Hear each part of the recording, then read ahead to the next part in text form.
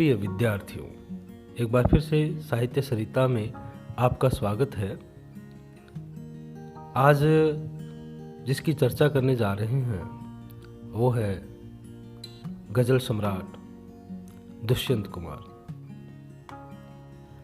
हाथों में अंगारे लिए सोच रहा था, हाथों में अंगारे लिए सोच रहा था, कोई मुझे अंगारों की तासीर बताए।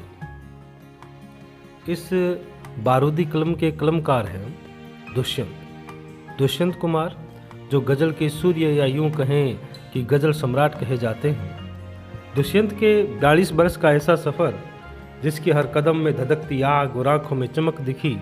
ऐसी कलम जिसने जो लिखा इतिहास हो गया। भूख है तो सब्र कर, भूख है तो सब्र कर, रोटी नहीं तो क्या हुआ, आजकल दिल्ली में है जेरे बहस ये मुद्दा। 1933 ईस्वी में जन्मे दुष्यंत नाटककार, साहित्यकार और गजल लेखक 1975 में इस दुनिया से रुखसत हो गए।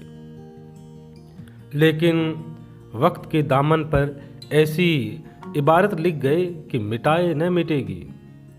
कहाँ तो तय था चिरागां हर एक घर के लिए, कहाँ चिराग मयस्सर नहीं शहर के लिए। दुष्यंत की लेखनी का दायरा जमीन से आसमान तक था, लेकिन भ्रष्टाचार पर उनकी करारी चोट और कोशिश के बूते नामुमकिन से ना हटाने की प्रेरणा ने पढ़ने वालों को लड़ना सिखाया और लड़ने वालों को लिखना। उनकी रचनाएं आज भी चिंगारी पैदा करने का दम रखती है। हो गई है पीर पर्वत सी पिघलनी चाहिए, हो गई है पीर पर्वत सी पिघलनी चाहिए, इस हिमालय से कोई गंगा निकलनी चाहिए। आज यह दीवार पर्दों की तरह हिलने लगी, आज ये दीवार पर्दों की तरह हिलने लगी, शर्त लेकिन थी कि ये बुनियाद हिलनी चाहिए। सिर्फ हंगामा खड़ा करना मेरा मकसद नहीं, मेरी कोशिश है कि ये बुनियाद हिलनी चाहिए। दुष्यंत के बारे में मशहूर उर्दू शायर निदा फाजली साहब लिखते हैं, दुष्यंत की नज़र उनके युग की नई पीढ़ी के गुस्से और नाराज़गी से बनी है। यह गुस्सा और नाराज़गी उस अन्याय और राजनीति के कुकर्मों के खिलाफ नए तेवरों की आवाज़ थी, जो समाज में मध्यम वर्गीय झूठेपन की जगह पिछड़े वर्ग की मेहनत और दया की नुमाइंदगी करती है। दुष्यंत कुमार राजपुर नवादा बिजनौर जनपद उत्तर प्रदेश के रहने वाले थे। ये प्रारंभ में दुष्यंत कुमार परदेसी के नाम से लेखन करते थे। ये वास्तविक जीवन में बड़े सरल, सहज और मनमोजी व्यक्ति थे। जिस समय दुष्यंत कुमार ने साहित्य की दुनिया में अपने कदम रखे, उस समय भोपाल के दो प्रगतिशील शायरों ताज भोपाली और कैफ भोपाली का गजलों की दुनिया पर राज था। हिंदी में भी उस समय अज्ञेय तथा मुक्तिबोध की कठिन कविताओं का बोलबाला था। उस समय आम आदमी के लिए नागार्जुन तथा धूमिल जैसे कुछ कवि ही जनता की पीड़ा के गायक थे।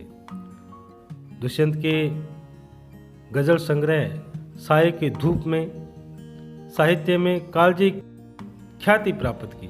यहीं से उनका नाम दुष्यंत कुमार परदेसी से दुष्यंत कुमार हो गया। यहाँ दरख्तों के साये में धूप लगती है, चलो यहाँ से चलें और उम्र भर के लिए। समकालीन हिंदी कविता विशेषकर गजल के क्षेत्र में जो लोकप्रियता दुष्यंत कुमार को मिली, वह विरलों को नसीब होती है। दुष्यंत एक कालजयी कवि हैं और ऐसे कवि समय काल बदल जाने पर भी प्रासंगिक बने रहते हैं।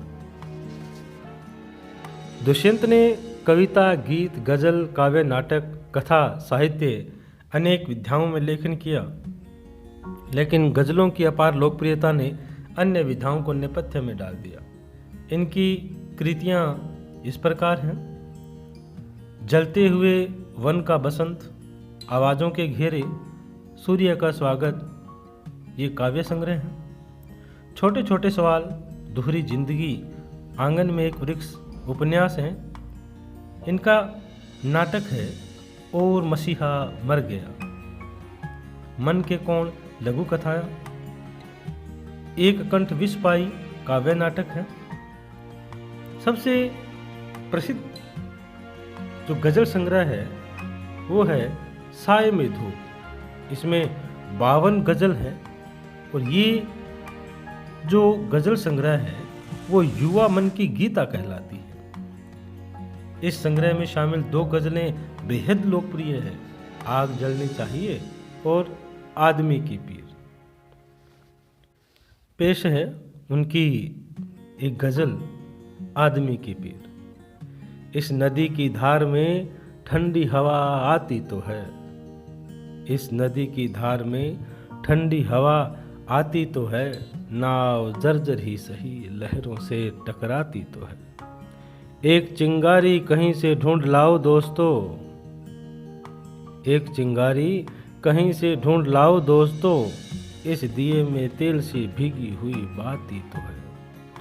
एक खंडहर की हृदय सी, एक जंगली फूल सी, आदमी की पीर गूंगी ही सही गाती तो है। एक चादर सांझ ने सारे नगर पर डाल दी, यह अंधेरे की सड़क उस भोर तक जाती तो है।